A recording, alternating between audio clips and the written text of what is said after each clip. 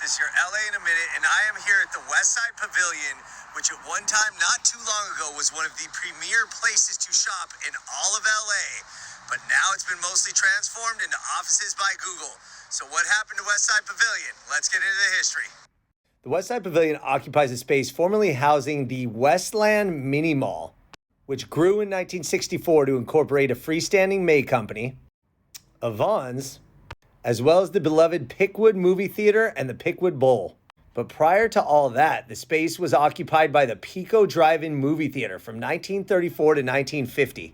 That was the fourth drive-in in the United States and the first in California. The mall itself was erected in 1985 and became an immediate staple of the Los Angeles shopping scene.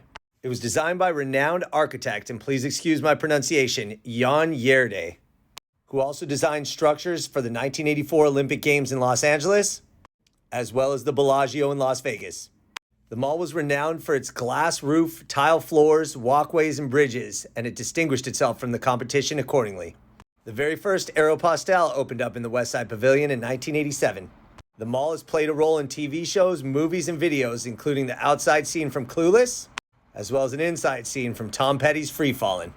Like many shopping malls, it struggled to find its footing for at least a decade, hence Google's plan to make it one Westside with over 500,000 square foot of office space, costing $400+ million. And that's a little bit about the past and the future of the Westside Pavilion. All right, LA, it's been a minute.